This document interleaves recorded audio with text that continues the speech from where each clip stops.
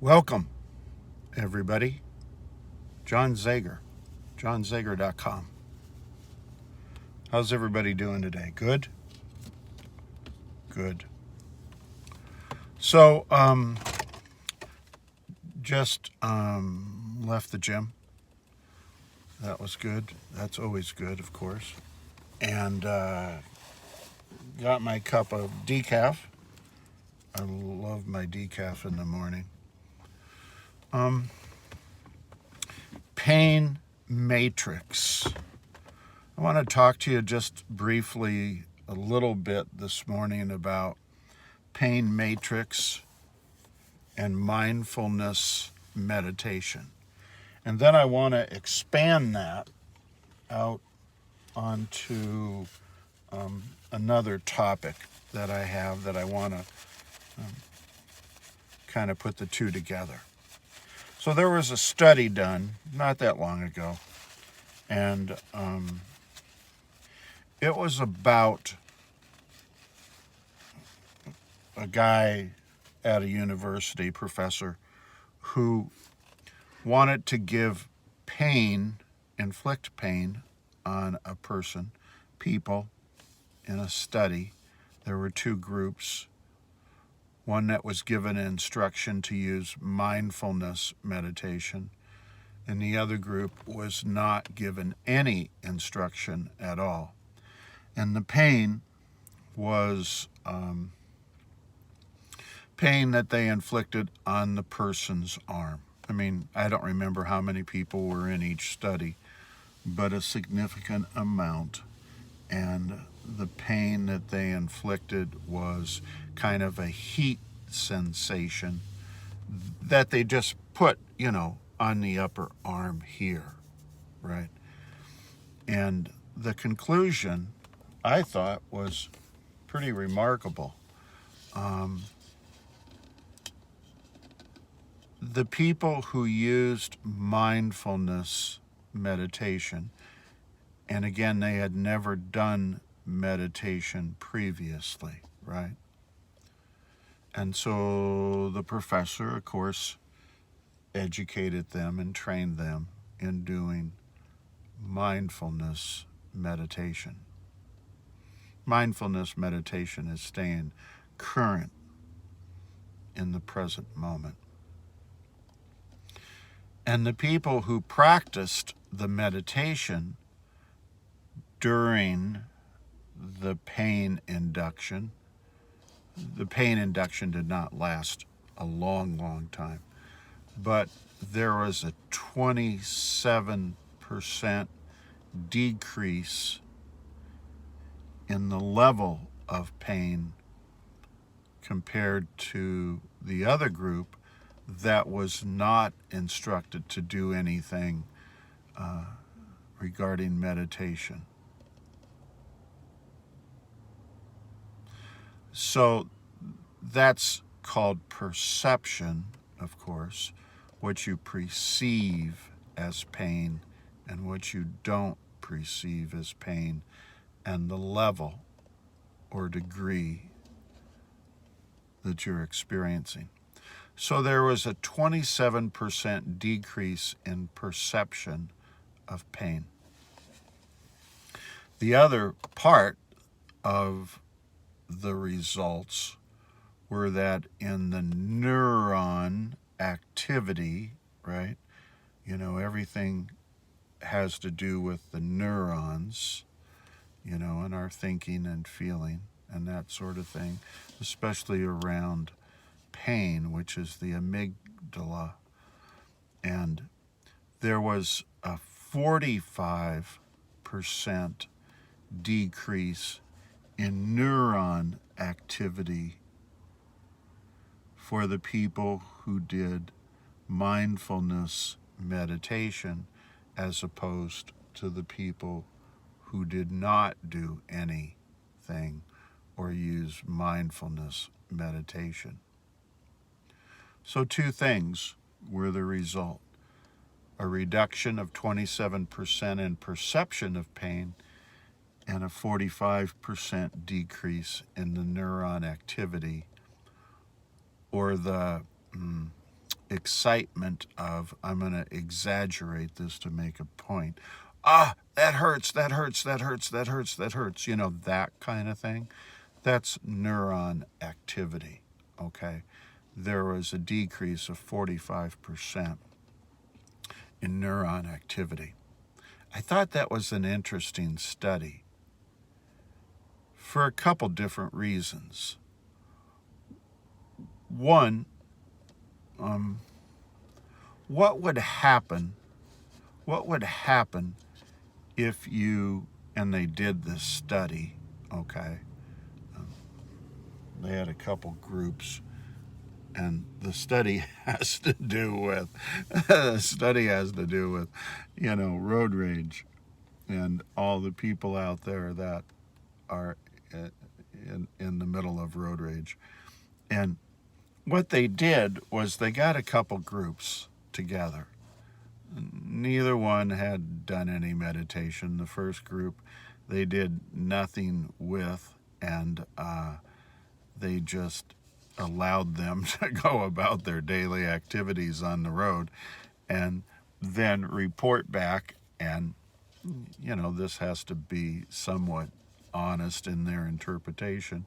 If they encountered road rage where they were the person that was angry, right? And how many times that happened. And they picked out groups of people that drive all the time, not over the road like semi-truck drivers, but those people that there's so many of them now that deliver food, and they're on the road all day long picking up food, delivering food, picking up food, delivering food. They're in traffic all day long, all different hours of the day. And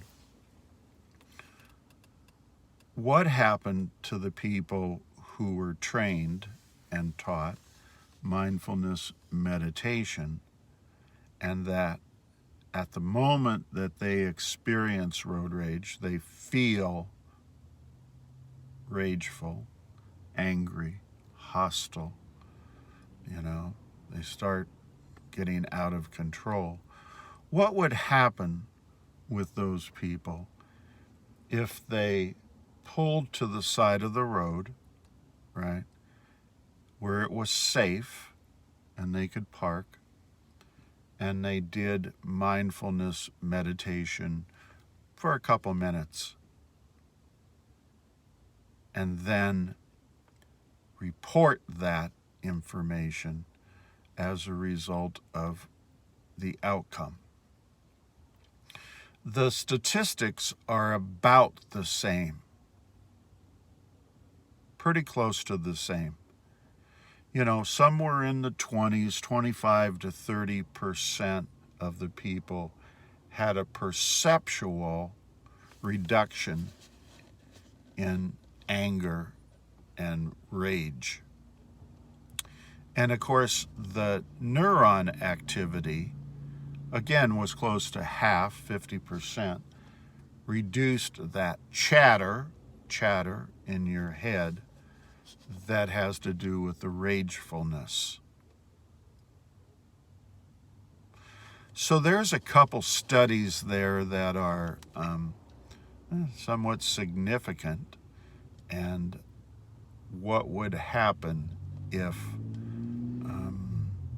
we were able to provide to people that might be identified as rageful drivers, those people that have been caught and maybe even ticketed or resulting in ugly situations.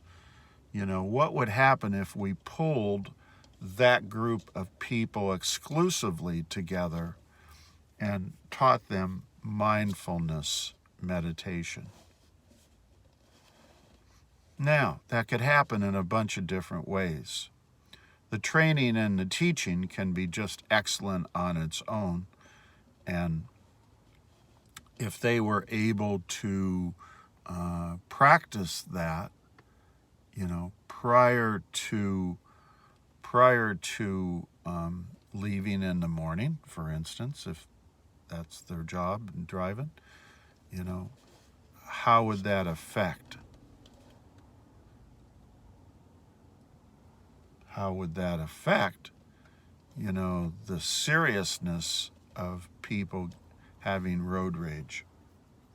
And I think the study pretty much clearly seems to indicate that it would have a overwhelming result. Here's my thinking. I'm around a fair amount of homeless people, and in varying degrees and situations, right? And it's good and bad for the most part. It's not really a good environment to be around. It feeds off. But what would happen?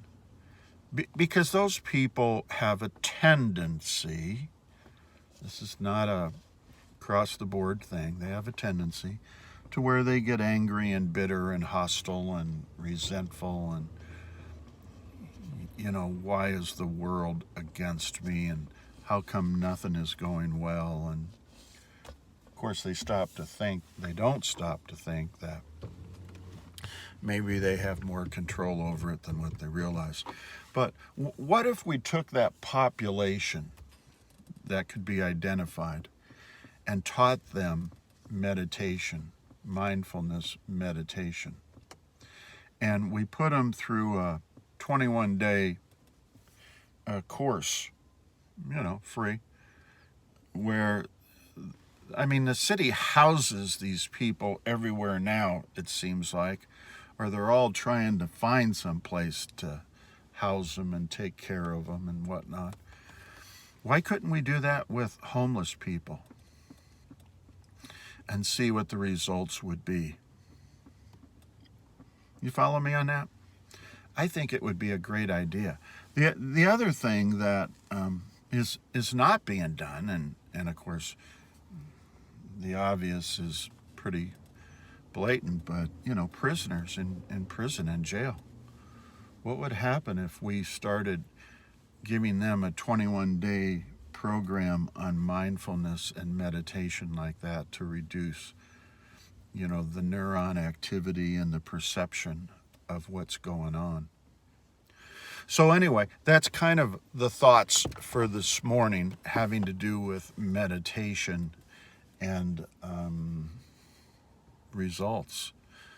They actually call this first study that I brought up was pain matrix study. If you wanted to look it up, it's under pain matrix. But it could be any matrix that you want it to make it. So here's the concluding takeaway. Why don't you today, and of course I do this a lot when I talk to you guys, why don't you spend, I don't know, if you could pull 20 minutes today sometime, meditate on what I just talked about. And do you have any flaws that are perceptual, or that have to do with neuron activity that's negative? Very simple, very simple. Do you have any perceptual thinking that's negative around something that you do? I don't know what you do. You work in customer service and you get outrageous sometimes with a customer that comes in. I just made that up. But think about whatever you do during your day, and do you have perceptions that are outrageous and neuron activity that's out of control? And what would happen if you could, at the time of the event, pull away and do 2 minutes, right, of meditation, mindfulness meditation? And if that isn't possible, is it possible for you to do the mindfulness meditation before you get to work, or as soon as you get to work, before you get started, and maybe in the middle part of your shift and towards the end of your shift, and do your own research, do your own study, see what the concluding results are. Are you acting healthier, better, more positive, that sort of thing, or is it not affecting your negative demeanor?